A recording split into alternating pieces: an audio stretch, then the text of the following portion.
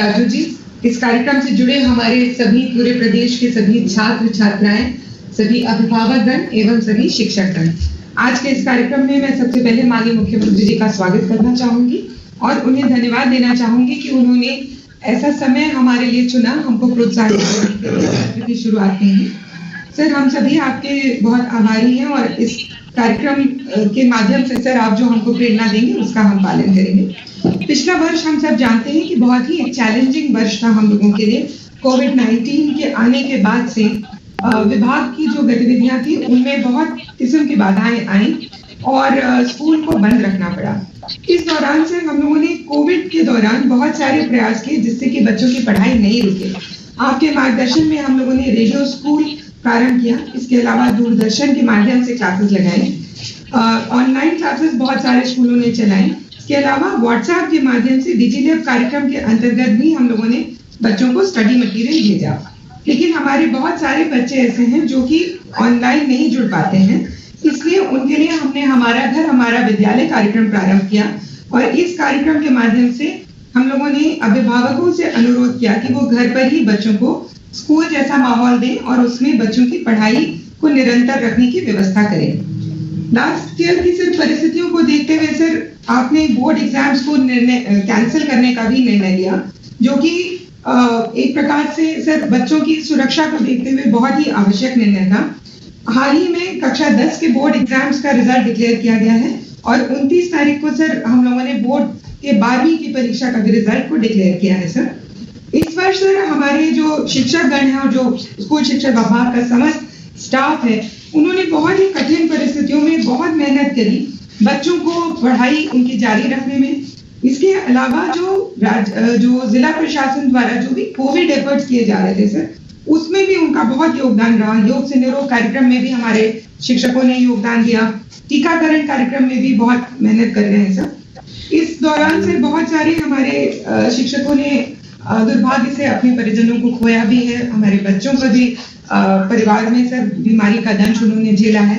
बहुत सी कठिन परिस्थितियां रही हैं। इस सारी परिदृश्य के दौरान शिक्षा का जो सत्र है वो 15 जून से प्रारंभ हो गया था, लेकिन स्कूलों को सर आपके मार्गदर्शन में धीमे धीमे खोला जा रहा है। 11वीं 12वीं की कक्षाएं प्रारंभ हो गई हैं।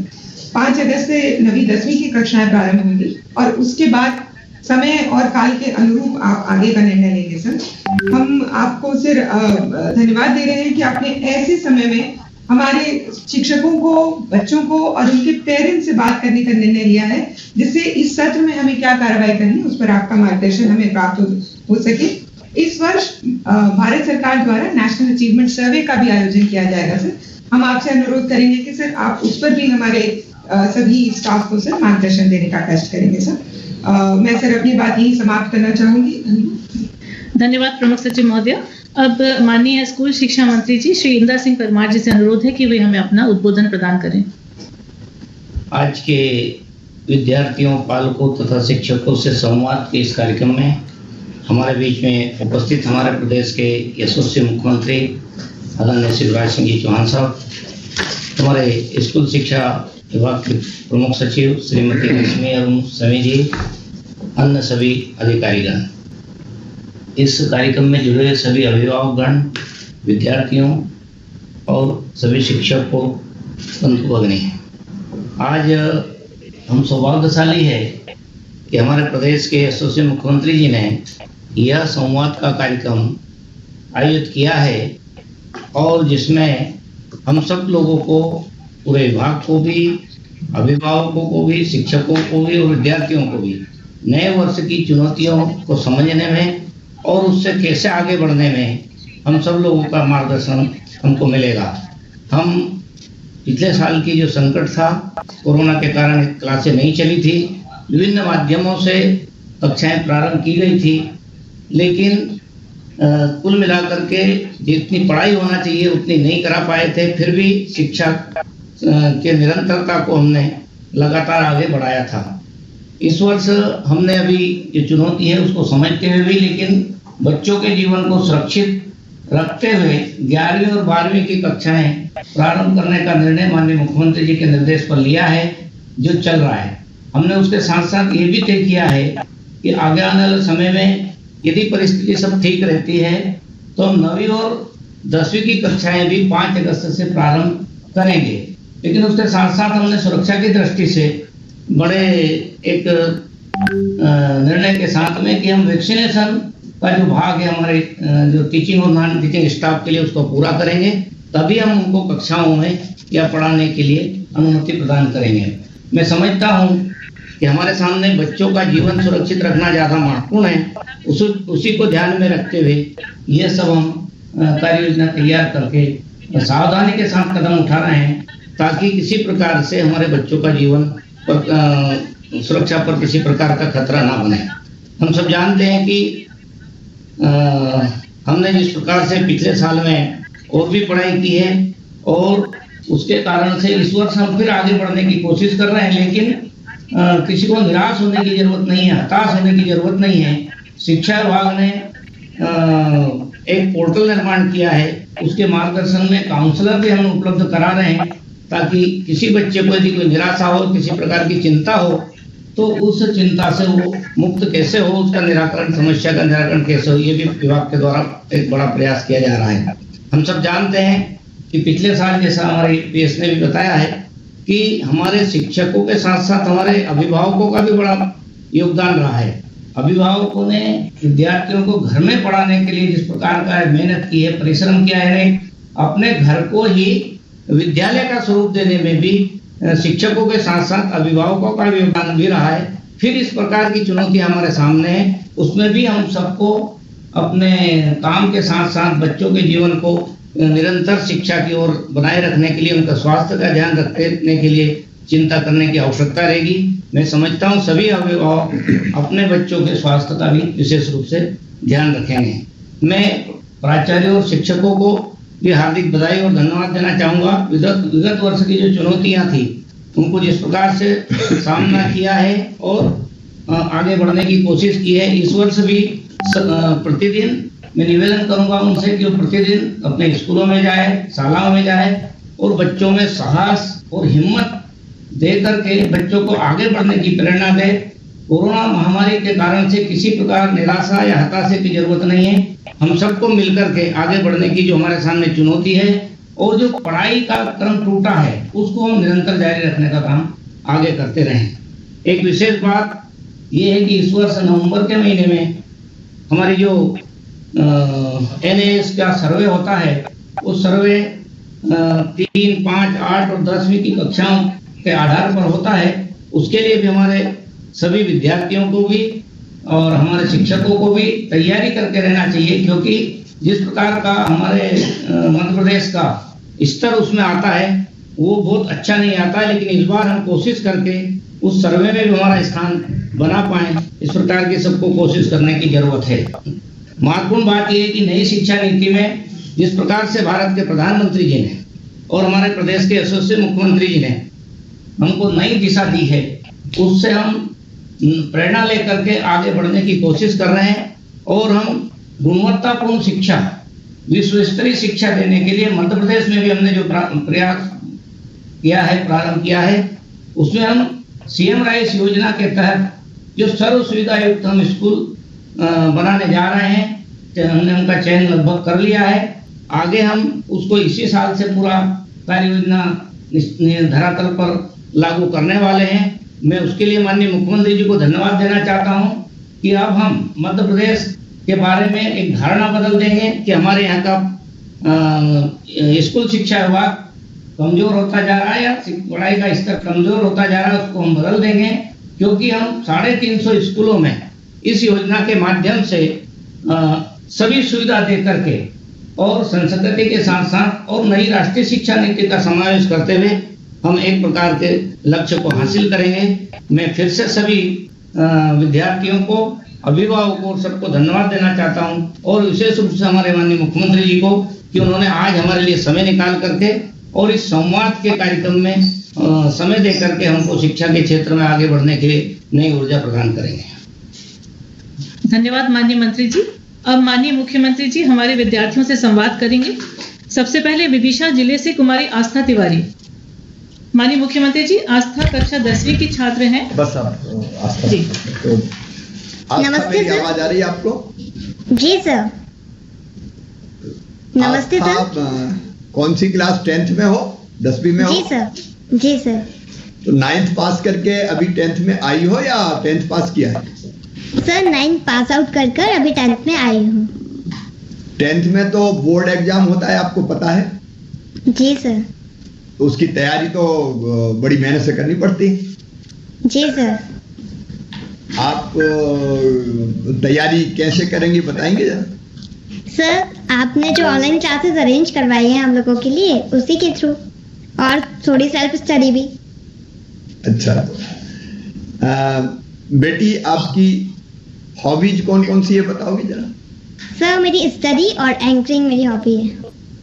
अरे वाह। डांसिंग कहीं सीख रहे हो क्या बेटी? क्या सर? जी सर। एंकरिंग, हाँ एंकरिंग। तो ये एंकरिंग हॉबी है आपकी, तो करते क्या हो इस हॉबी को पूरा करने के लिए?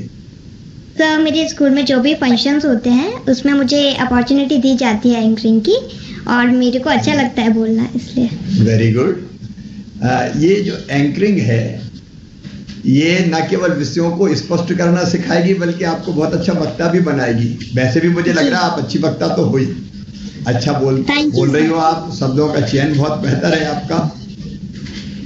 अच्छा, कोरोना काल में स्कूल तो खुले नहीं, फिर पढ़ाई कैसे किया आपने?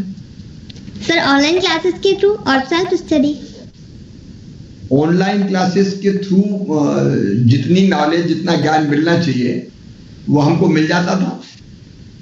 सर जितना ज्ञान हमें ऑनलाइन क्लासेस से मिलता था वो मतलब हमें जितना जो भी हमारी स्टडी होती थी वो टीचर्स बहुत अच्छे से हमको एक्सप्लेन करते थे, और जो भी क्वेरीज होती थी वो भी बताते थे अच्छे से। ऑनलाइन और एक्चुअल जब क्लास लगती है उसमें अंतर क्या समझ में आता है? सर अंतर ये समझ में आता है कि ऑफलाइन क्लासेस में डायरेक्ट कांटेक्ट होता है टीचर से, और इंटरनेट जब भी कभी कभी प्रॉब्लम हो जाती है ना, वो वहाँ नहीं होती है। अच्छा बेटी, आगे क्या बनना चाहते हो आप? Sir IAS officer. Very good, thank you. मुझे पूरा विश्वास है आपका आत्मविश्वास देख के कि आप भविष्य की IAS अफसर होंगी। Thank you. खूब मेहनत करते रहें, और आपको आस्था बहुत बहुत शुभकामनाएं मेरी और आशीर्वाद भी। धन्यवाद। हमारे अगले प्रतिभागी हैं दमोह से श्री प्रशांत राही। प्रशांत नमस्कार बेटे, आवाज आ रही मेरी? नमस्ते मामा जी। बेटा कौन सी क्लास में हो आप? 11th। मतलब 10th पास करके 11th में आए थे? यस मामा जी। तो 10th में तो बोर्ड का एग्जाम होता है। यस कितने मैम। परसेंट आपके मार्क्स हैं? 94। 94, वेरी गुड। Thank you. अब ये 94% मार्क्स लाने के बाद आगे बनने का क्या इरादा है? Sir engineer. इंजीनियर? अच्छा, इंजीनियर बनने का ख्याल क्यों आया? सर उसमें इंटरेस्ट है सर, टेक्नोलॉजी में। अच्छा, टेक्नोलॉजी में इंटरेस्ट है। आपका प्रॉपर दमोह के या दमोह में कहीं जिले में गांव के? सर दमोह के लोकल। अच्छा, आप पिताजी माताजी क्या करते हैं? सर पिताजी मजदूर हैं, सर माताजी गृहिणी। अच्छा, माताजी गृहिणी। बेटा मैं ये कहना चाहता हूँ कि कई ऐसे बच्चे मैंने देखे हैं यस सर। जो मेहनतकश परिवार में पैदा हुए, यस सर। लेकिन मेहनत और परिश्रम करके बड़े बड़े पदों पर पहुंचे। Yes sir. अमेरिका के राष्ट्रपति लिंकन, वो भी ऐसे ही एक बच्चे थे जो मेहनत परिवार से आते थे। कोरोना में बेटा, कोरोना काल अभी चल रहा है। Yes sir. तो कोरोना में काम भी करना है, पढ़ना भी है, और Yes, संक्रमित भी नहीं होना, तो उसके लिए क्या क्या सावधानी रखते हैं? सर सावधानी, सर मास्क लगा के रखते हैं सर, सोशल डिस्टेंसिंग का पालन करते हैं, और सर सैनिटाइजर करते हैं। अच्छा, ये कोविड काल में पढ़ाई के अलावा आपने क्या किया? क्योंकि ज्यादातर तो घर में ही रहना पड़ा। Yes sir. सर पढ़ाई के अलावा सर डांस सीखा है सर, घर ही में sir, drawing. Dance? Yes sir. अच्छा, डांस में इंटरेस्ट है आपको? Yes sir. सीखा कैसे? लेकिन घर में सिखाने वाला तो कोई होगा नहीं। सर फोन से सीखा है सर, यूट्यूब से। यूट्यूब से? Very good. Yes sir. YouTube का आप इस्तेमाल करते हो? Yes sir. आपने बताया टेक्नोलॉजी में आपको वैसे रुचि है। Yes sir. बेटा मैं आपको इतना ही कहना चाहता हूँ प्रशांत के आपकी प्रगति और विकास में कोई भी बाधा यस सर। ऐसी नहीं रहने जाएगी, ऐसी नहीं रहने दी जाएगी कि आपके मन में ये तकलीफ हो कि काश अगर मेरे पास ये होता। तुम लगातार पढ़ते रहो, मामा तुम्हारे साथ है, सरकार तुम्हारे साथ है, और बढ़ते रहो। Yes sir, thank you. बहुत बहुत शुभकामनाएं। हमारी अगली प्रतिभागी हैं कुमारी मान्या साहू जबलपुर से। मान्या बेटी नमस्ते। नमस्कार महोदय। कौन सी क्लास में हो बेटी अभी? महोदय कक्षा 11वीं की छात्रा हूँ। कक्षा 11वीं, मतलब 10th पास किया है अभी आपने? जी। कितने % मार्क्स थे आपके? 96.7%। Very good. 96.7 मतलब लगभग 98% के आसपास पहुंच गया। जी। ये कैसे कर पाई? महोदय ऑनलाइन पढ़ाई में घर का, टीचर्स का, परिवारजनों का और स्कूल का पूरा सपोर्ट रहा, और खुद से परिश्रम किया तो ये हासिल कर पाए। परिवार का भी पूरा सहयोग मिला? बिल्कुल पूरा। क्या करते हैं माताजी पिताजी? पिताजी कृषक हैं और माताजी गृहिणी हैं। तो कृषक आप प्रॉपर जबलपुर में खेती है या आसपास से कहीं? नहीं, बिल्कुल प्रॉपर जबलपुर में। प्रॉपर जबलपुर में खेती है जी। आपको खेती में इंटरेस्ट है कि बिल्कुल नहीं है? बिल्कुल नहीं है ऐसा तो नहीं है, लेकिन है थोड़ा बहुत। बेटी खेती अगर होती है तो लोगों को खाने मिलता है। जी। जो सब्जी फल और अन्न खाते हैं वो खेती के कारण ही खाते हैं। जी बिल्कुल। तो किसान की जिंदगी बहुत मेहनत से भरी है, लेकिन किसान अन्नदाता है क्योंकि भोजन उपलब्ध कराता है, उसी के कारण अपना पोषण होता है। जी। बेटी आपको भविष्य में क्या बनना है? IIT में पढ़ना चाहती हूँ सर। एरोस्पेस इंजीनियर बनने का लक्ष्य है। Very good. एरोस्पेस। देखिए हमारे बच्चों के लिए नए नए क्षेत्र हैं जिनमें रुचि लेके परिश्रम करके वो कैरियर भी बना सकते हैं और अपना नाम ऊंचा कर सकते हैं। मैं मान्या बेटी को एरोस्पेस में जो उनकी दिलचस्पी है, रुचि है, उसके लिए बधाई देता हूं। ये एक बात और आप सबको बताओ क्योंकि कई लोग जुड़े हुए हैं हमसे, बच्चे भी जुड़े हुए हैं। ये आप जो 96.7% मार्क्स लाने के लिए आपने ये बताया कि माता पिता सबका सहयोग मिला, लेकिन आपने परिश्रम किया, मतलब कैसे किया? कितने घंटे आप पढ़ते थे? कितने बजे उठते थे? कितने बजे सोते थे? सर चूंकि स्कूल तो बंद थे इसलिए सारी पढ़ाई खुद से ही करनी पड़ी। तो हमने बायजूस की मदद ली थी। बायजूस जो स्कूल के बाद ट्यूशन प्रोग्राम है उसकी मदद ली थी, और उसके थ्रू जो कॉन्सेप्ट क्लियर कभी कभी नहीं हो पाते थे वो बायजूस ने पूरे क्लियर किए। और अभी बोर्ड्स तो हुए नहीं लेकिन रिवीजन टेस्ट वगैरह हुए थे, तो उसकी तैयारी में भी उसने काफ़ी मदद की। और सेल्फ स्टडी जब टीचर्स की क्लास हो जाती थी उसके बाद जो टीचर्स ने पढ़ाया है उसको रिवाइज करना, और अगर मैथ्स की क्लास है तो उसको प्रैक्टिस करना पे जोर दिया। बहुत अच्छे बेटी। अच्छा, एक ऐसा उदाहरण कोई है आपके दिमाग में कि जिसने खुद से ही पढ़ाई करी हो, गुरु भी नहीं मिल पाया हो? रविंद्रनाथ टैगोर सर। रविंद्रनाथ टैगोर। एक और उदाहरण है बेटी, एकलव्य। मैं सब लोगों को बताना चाहता हूं, जैसे अभी मान्या बता रही थी कि खुद से ही मेहनत करी क्योंकि कोरोना के कारण दिक्कत थी। एकलव्य का नाम आप सबने सुना होगा। कौरव और पांडवों के गुरु थे द्रोणाचार्य जी। एकलव्य सामान्य परिवार का बालक था, गरीब परिवार से आता था, लेकिन ललक थी पढ़ने की, सीखने की। तो एकलव्य ने सोचा कि गुरु कौन को बनाऊं। तो द्रोणाचार्य जी उस समय सबसे प्रख्यात गुरु थे। तो एकलव्य को लगा कि द्रोणाचार्य के चरणों में जाके ही मैं शिक्षा ग्रहण करूं। लेकिन जब द्रोणाचार्य के पास गए तो द्रोणाचार्य ने इनकार कर दिया कि मैं तुम्हें नहीं पढ़ा सकता क्योंकि मैं केवल राज परिवार के बच्चों को पढ़ाता हूं। तो एकलव्य ने क्या किया पता है?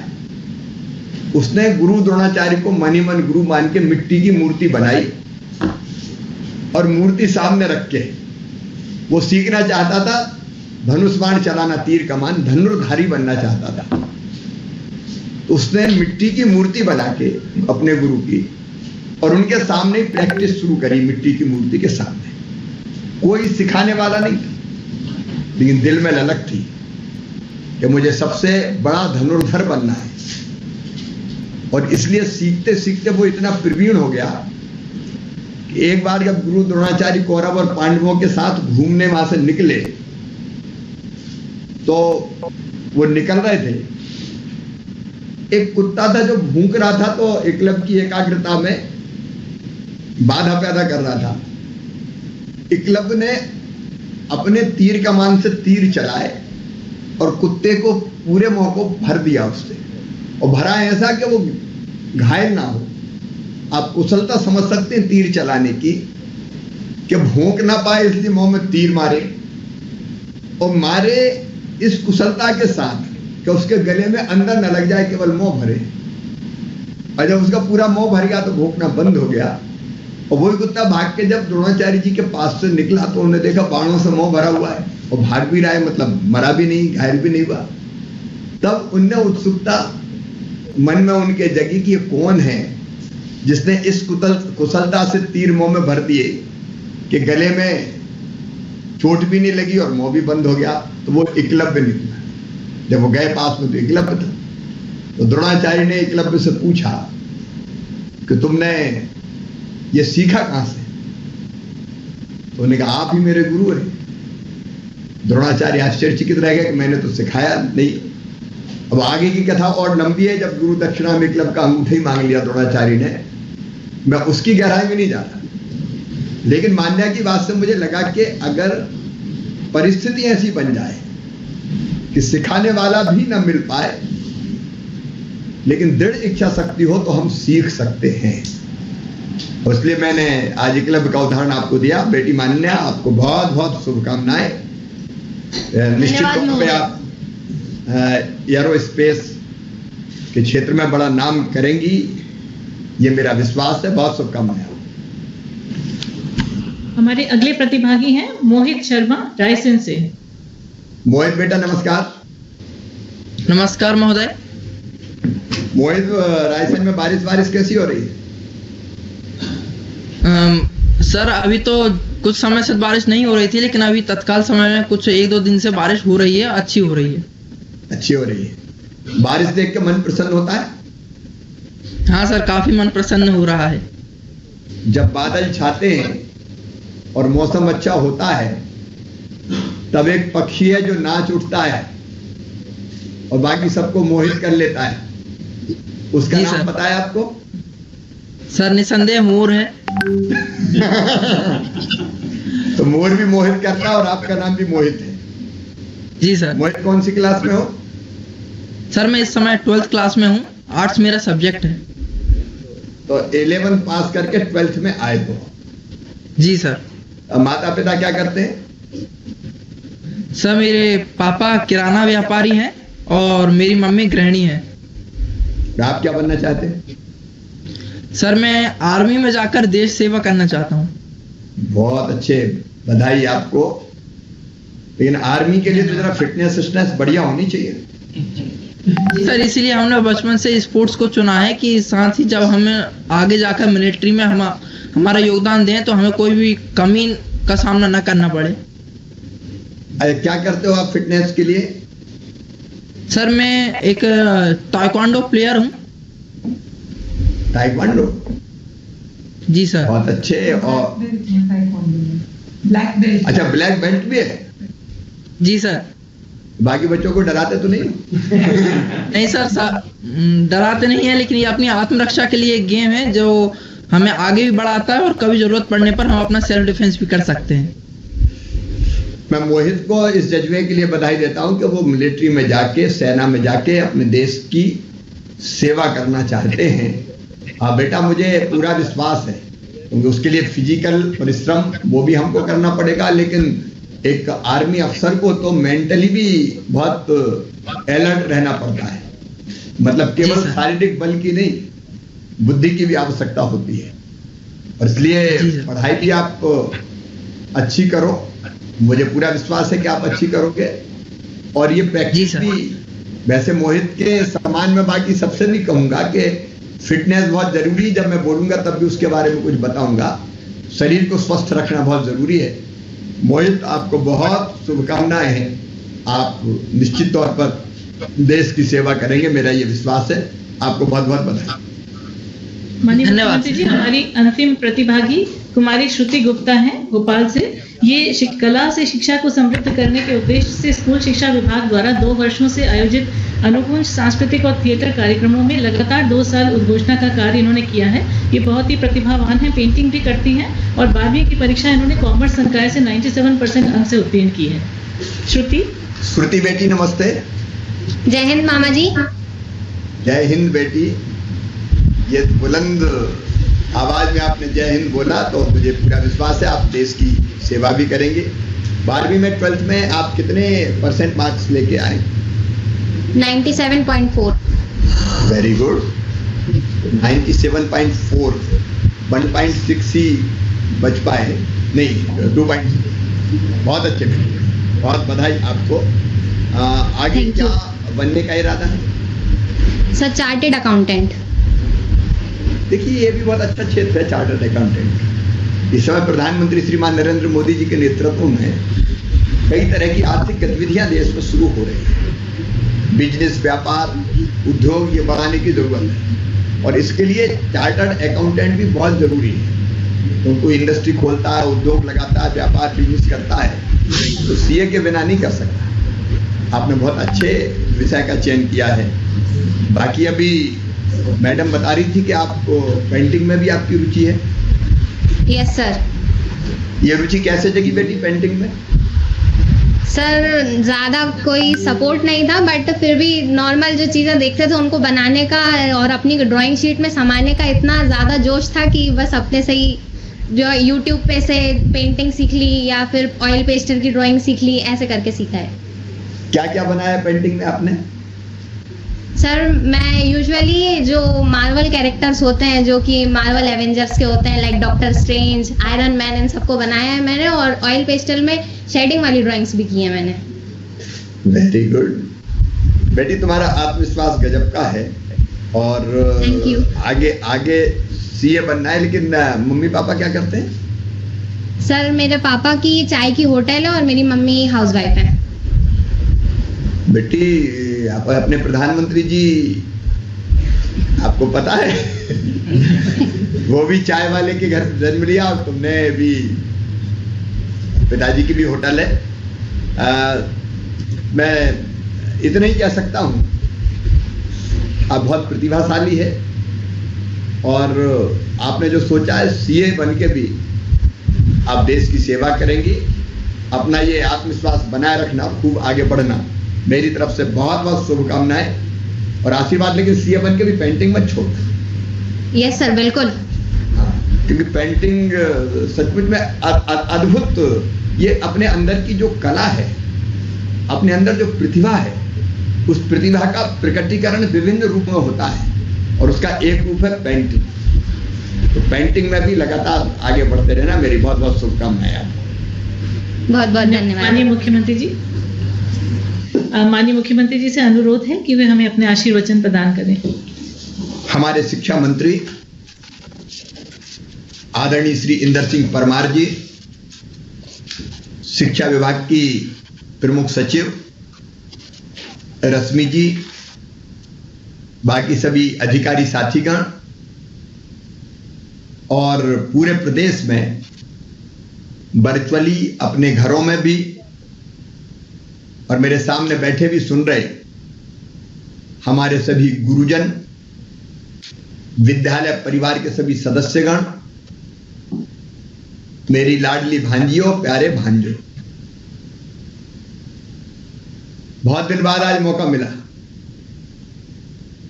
मेरी जिंदगी का सबसे सुंदर पल और सबसे खुशी का क्षण अगर कोई होता है तो अपने बच्चों से मिलना होता है, भांजे भांजियों से मिलना होता है। खेलते कूदते बच्चे, हंसते मुस्कुराते बच्चे,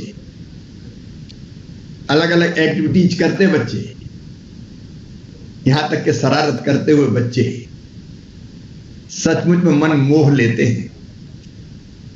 अभी भी कहीं से गुजरता हूं तो छोटे छोटे बेटी बेटा हाथ हिला के कहते बाय मामा,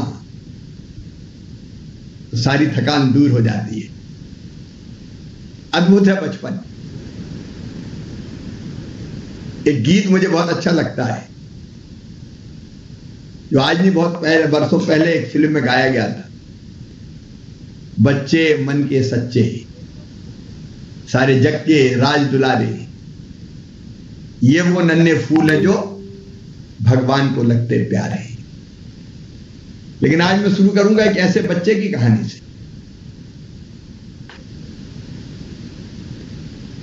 जिसने 13 अप्रैल 1919 को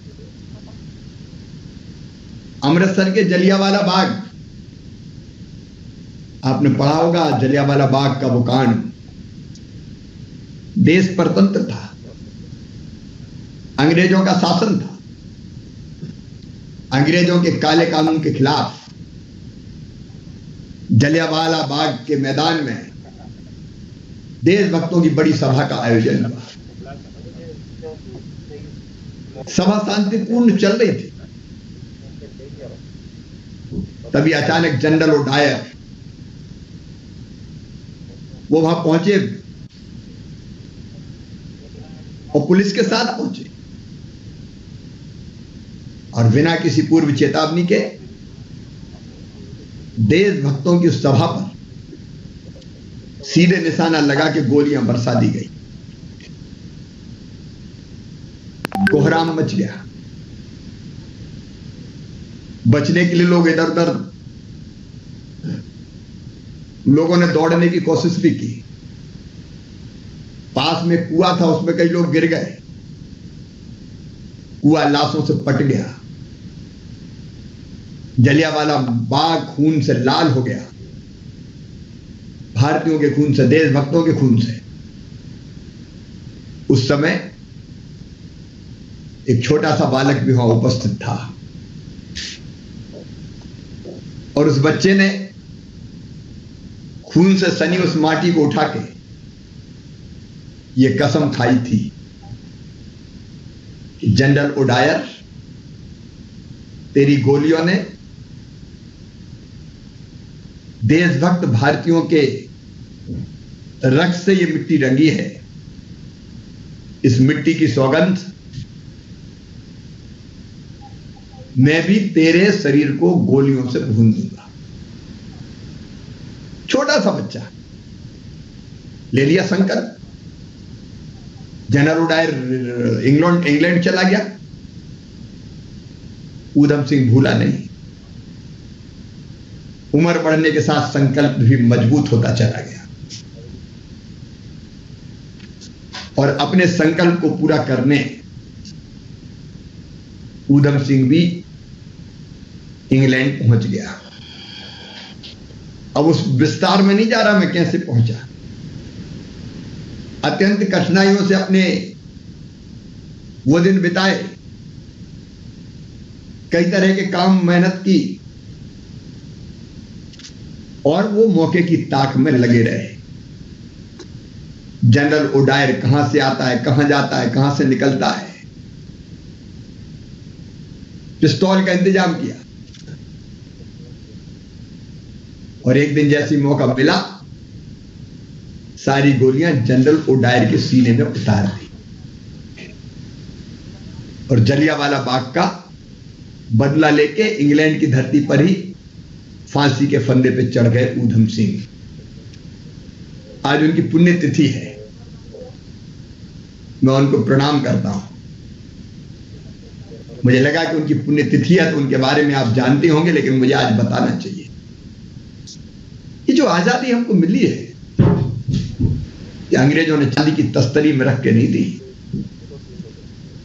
हजारों शहीदों ने, क्रांतिकारियों ने अपने गर्म गाढ़े और लाल रक्त से भारत भूमि को रंगा, पवित्र किया, अपना जीवन दिया, तब जाके हमें ये आजादी मिली है। कुछ समय बाद पिछले अगले साल आजादी की 75वीं वर्षगांठ आएगी। हम ये ना भूलें कि उनके त्याग, तपस्या और बलिदान के साथ ही आजादी मिली है। आज मुंशी प्रेमचंद जी का भी जन्मदिन, हिंदी के सबसे बड़े कहानीकार, उनको भी प्रणाम करता हूं। बेटा बेटियों, मैं रोज क्या करता हूं, सीएम हाउस में महापुरुषों के चित्रों पे जिनकी जन्मदिन और पुण्यतिथि होती है, मैं पुष्प अर्पित करता हूं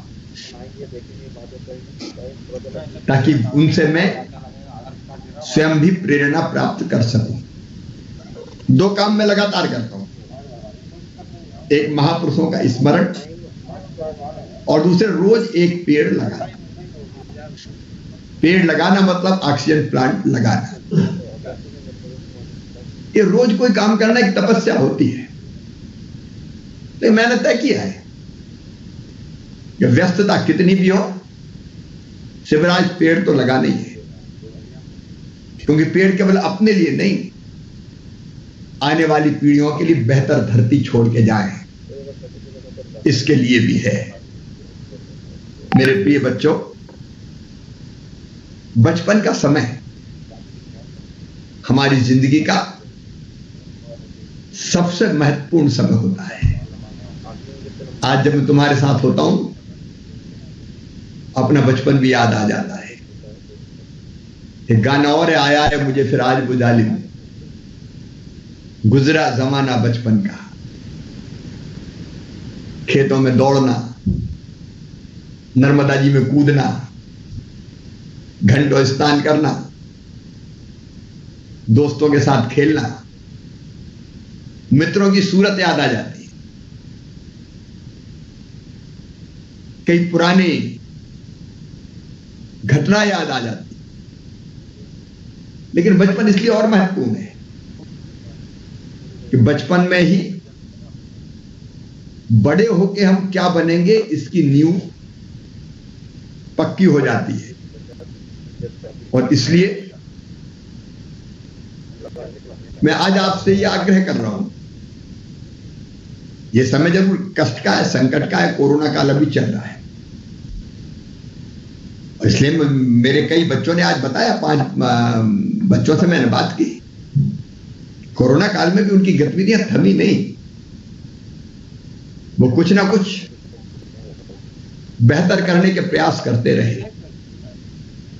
मैं कोरोना काल के कारण, क्योंकि अभिभावक भी आज मुझसे जुड़े हैं और अध्यापक मित्र भी जुड़े हैं, शिक्षक गुरुजन जुड़े हैं, मैं गुरुजनों को प्रणाम करता हूं, क्योंकि गुरु तो गुरु होते हैं। गुरु से बड़ा पद कोई हो नहीं सकता। हमारे यहां तो कहा गया है, गुरु ब्रह्मा गुरु विष्णु गुरु देवो महेश्वरा, साक्षात परमेश्वर गुरु को मानता है। कोरोना काल में जिस लगन से और मेहनत से बच्चों के अध्यापन का काम आपने किया, उसके लिए मैं प्रदेश की जनता की ओर से आपको हृदय से धन्यवाद देता हूं। कई हमारे शिक्षकों ने घर को ही स्कूल बना दिया था, कई जान हथेली पे लेके स्कूल जाते रहे, बच्चों को सिखाने का प्रयत्न करते रहे। कोरोना के काल में दूसरे काम भी, क्योंकि वो संकट काल था, वो करते रहे। लेकिन एक बात और मैं कहना चाहता हूं, स्कूल जरूर हमने प्रारंभ किए, लेकिन पूरी सावधानी के साथ। अभी कोरोना के पेशेंट्स आ रहे हैं, केरल में 22,000 से ज्यादा रोज आ रहे हैं, हमारे बगल में महाराष्ट्र में आ रहे हैं, आज मध्य प्रदेश में भी 22 कोरोना के पॉजिटिव केस आए, इंदौर में आते हैं, भोपाल में, कभी कभी कदुका जबलपुर में, लेकिन सागर संभाग के भी कुछ जिलों में आए। हमको सावधान पूरी तरह से रहना है, इसलिए सोशल डिस्टेंसिंग का पालन, मास्क लगाना, दूरी बना के रखना अनिवार्य है। इसलिए हमने क्लासें एकदम नहीं खोलती, हम धीरे धीरे प्रारंभ कर रहे हैं। और परिस्थितियों को देख के आगे हम फैसला करेंगे, लेकिन सावधानी पूरी तरह से जरूरी है। मैं माता पिता से एक बात और आज जरूर कहना चाहूंगा, बच्चों का ध्यान जरूर रखें। माता पिता भी गुरु ही होते हैं, अच्छे संस्कार माता पिता से ही पढ़ते हैं। कोरोना काल में कई बार बच्चों ने अपने आप को एकाकी महसूस कर लिया और आपने ऑनलाइन शिक्षा के लिए हाथ में स्मार्टफोन दे दिया, मोबाइल दे दिया, और आपने उनकी चिंता करने की ध्यान नहीं रखा।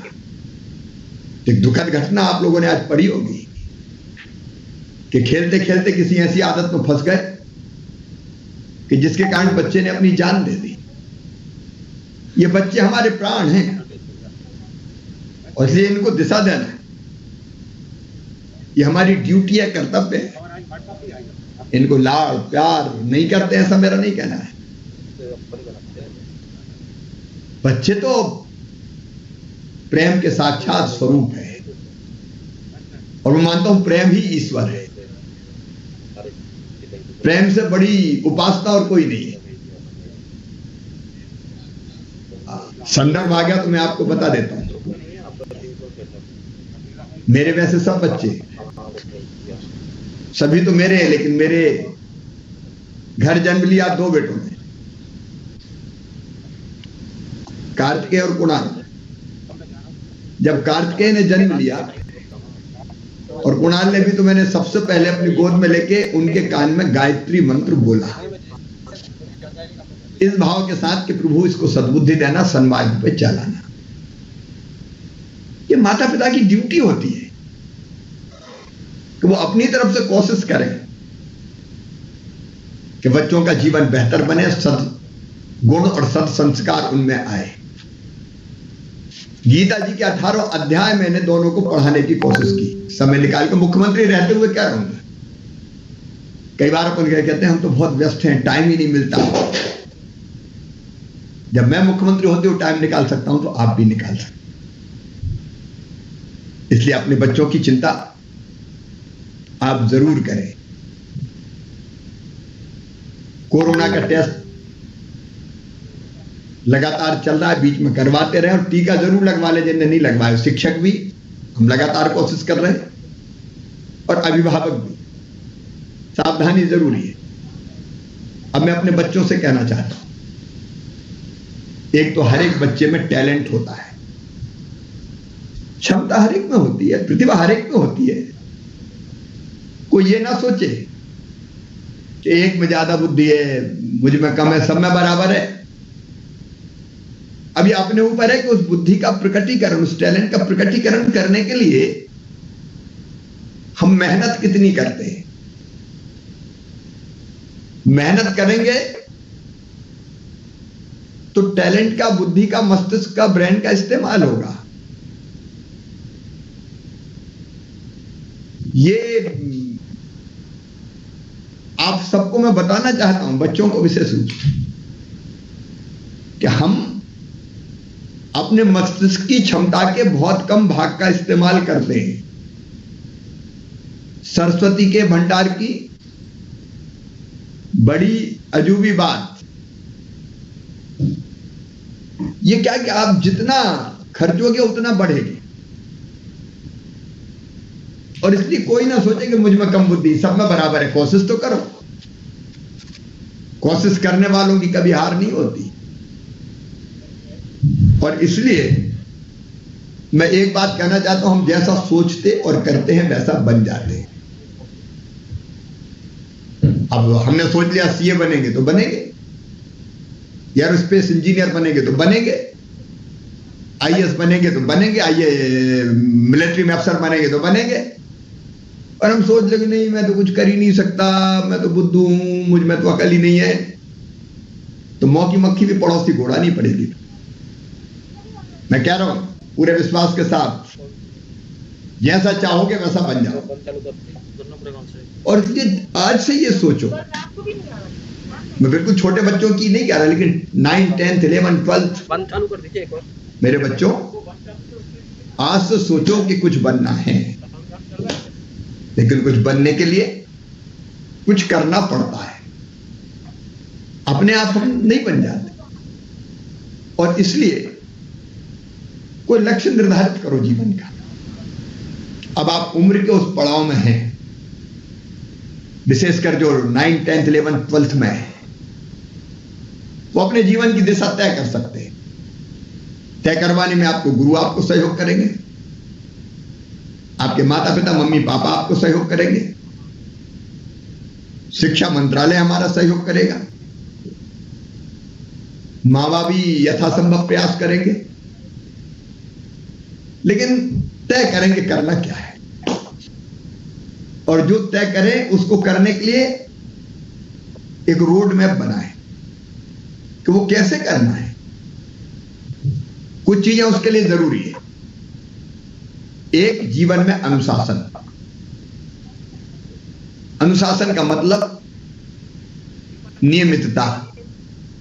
कितने बजे उठेंगे, कितने बजे सोएंगे, क्या खाएंगे, क्या पिएंगे, ये हमको निर्धारित करना पड़ेगा। देखो ये जीवन को बनाना साधना है, तपस्या है।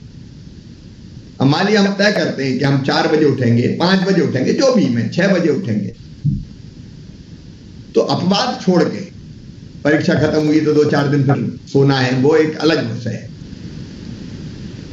लेकिन अपवाद छोड़ के नियमितता का पालन करना। और कुछ बनने के लिए एक चीज और जरूरी है, वो है स्वस्थ रहना। शरीर माध्यम खल धर्म साधनम।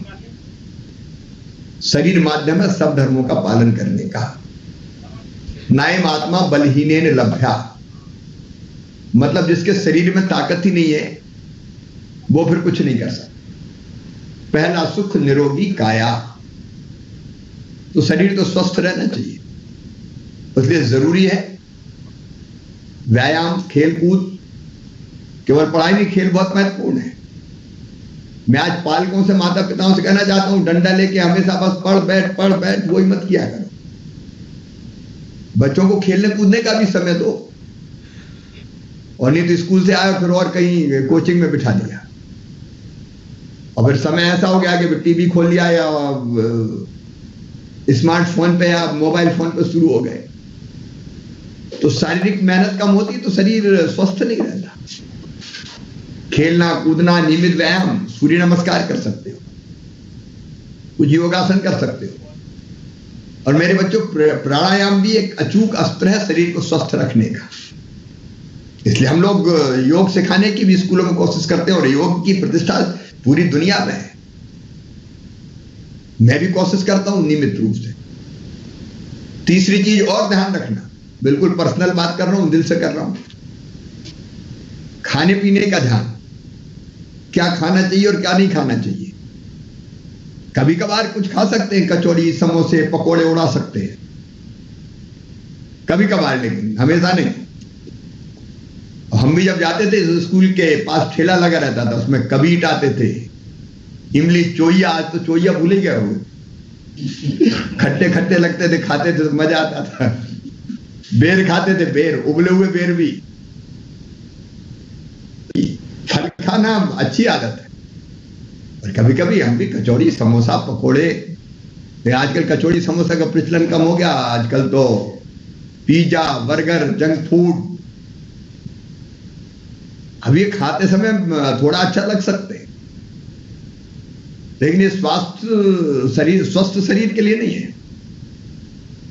एक आध बार सप्ताह में खा लिया कोई बात नहीं, लेकिन रोज तो वही खाना चाहिए जो शरीर के लिए हितकारी हो। भोजन के बारे में 3 सूत्र है, हितभुक, मितभुक, ऋतभुक। अपने ऋषियों ने कहा है। हितभुक मतलब जो शरीर के लिए हितकारी हो वो खाओ। फल चाहिए, सब्जी चाहिए, प्रोटीन चाहिए। प्रोटीन के लिए पनीर खा सकते हैं, दूध पी सकते हैं, दही खा सकते हैं, जो शरीर के लिए हितकारी। हम अंकुरित अनाज खा सकते हैं। मूंगफली जैसी चीजों में भी पर्याप्त मात्रा में पोषक तत्व होते हैं, जो शरीर के लिए हितकारी हो वो खाएं। मितभुक का मतलब भूख से थोड़ा कम खाएं, जितनी भूख लगी नहीं तो एकदम गले तक भर लिया बिल्कुल, उसकी जरूरत नहीं है। और ऋतु भोग का मतलब ऋतु में जो फल या जो चीज होती है, चाहे वो कोई जरूरी नहीं कि महंगी खाए, अमरूद के सीजन में अमरूद खाएं, आम के सीजन में आम खाएं। मैं भोजन पे लंबी बात नहीं करूंगा, लेकिन हम कैसा खाएं ये भी जरूरी है। समय पर पढ़ाई के समय खेल, के समय खेल और पढ़ाई के समय पढ़ाई। और पढ़ाई का मूल है कंसंट्रेशन। आपने किताब खोली और दिमाग कहीं और प्लेग्राउंड में है तो आप नहीं पढ़ सकते ढंग से, आपके दिमाग में आधी बात आएगी नहीं। लेकिन एकाग्र चित्त होकर अगर आप पढ़े, मुझे एक प्रसंग और याद आ गया। गुरु द्रोणाचार्य ने कौरव और पांडव जो उनके शिष्य थे उनकी परीक्षा लेने का सोचा। आपने भी बचपन में पढ़ी होगी, शायद पाठ्य पुस्तक में अब है कि नहीं, लेकिन मैं जब पढ़ता था तो वो थी कहानी। उनको तीर चलाने की परीक्षा लेनी थी, धनुष बाण। सबके हाथ में धनुष बाण दे दिए, एक पेड़ पे एक चिड़िया रख दी गई और सबसे कहा गया कि चिड़िया की आंख पर निशाना लगाना है। सब तैयार, लेकिन क्या निशाना लगाने के पहले एक सवाल पूछूंगा द्रोणाचार्य ने। गौरव पांडवों ने कहा कि पूछिए। तो ने पूछा, बताओ सामने चिड़िया बैठी है और पेड़ पे बैठी है, तुम्हें क्या क्या दिखाई दे रहा है? तो दुर्योधन हो, दुशासन हो, भीम हो, बाकी लोग हो, सब लोगों ने कहा गुरुजी सब दिख रहा है, आंखें खराब थोड़ी है, पेड़ है, पेड़ की शाखाएं हैं, पत्ते हैं, फूल है, उस पर चिड़िया बैठी हुई है, चिड़िया बैठी हुई है। एक एक से पूछते गए और रिजेक्ट करते गए। अर्जुन से उन्होंने पूछा, अर्जुन तुम्हें क्या दिखाई दे रहा है? अर्जुन ने कहा, मुझे कुछ दिखाई नहीं दे रहा, मुझे केवल चिड़िया की आंख दिखाई दे रही।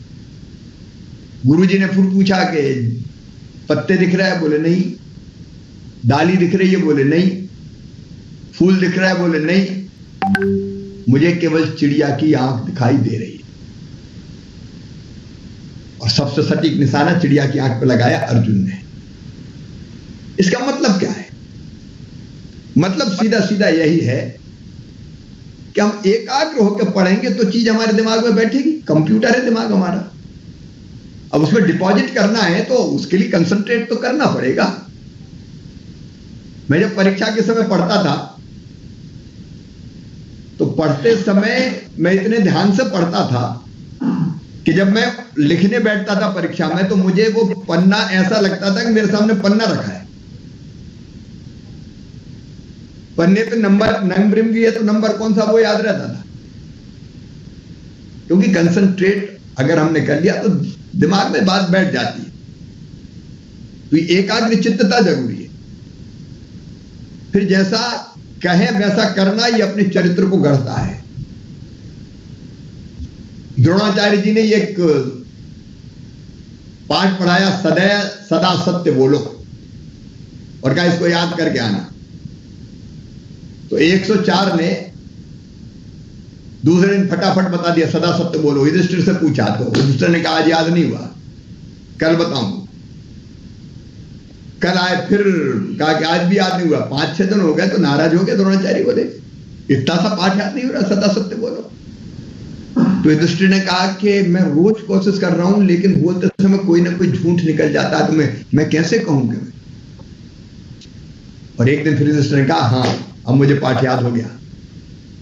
सत्यवादी के रूप में युधिष्ठिर आज तक स्थापित है। ये चीज अपने चरित्र को बनाती बेटा। जैसा हम आचरण करते हैं वैसा हमारा चरित्र बनता है, लोग फिर हमारे बारे में वैसे ही सोचते हैं। और इसलिए ये जीवन में नियमितता, गलत संगत से बचे। कोई भी छोटी चीज किसी के साथ मिलके जिसकी गलत आदत तो सीख ली तो वो जिंदगी को बर्बाद कर सकती है। एक चोर को सजा हो गई, जेल भेज दिया गया। उसने इच्छा प्रकट की कि मां से मिलना चाहता हूं। मां मिलने आई तो चोर ने अपनी मां की नाक काट ली। लोगों का कितना दुष्ट है, चोर तो है, मां की नाक भी काट ली।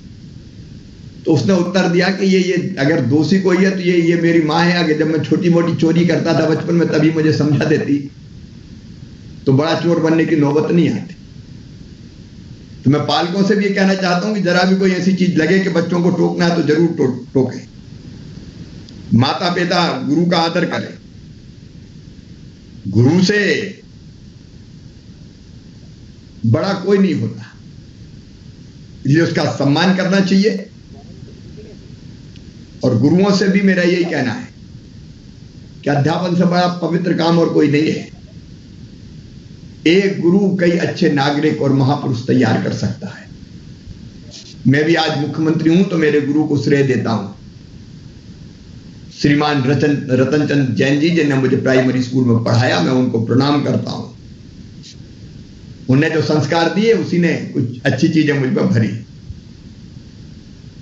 और इसलिए इस पवित्र कार्य को हमारे शिक्षक जन उसी भाव से करने का प्रयास करें। नई शिक्षा नीति में प्ले स्कूल की धारणा है, खेलते कूदते बच्चे पढ़ें। नई शिक्षा नीति का मध्य प्रदेश भी अक्षरशः पालन करेगा।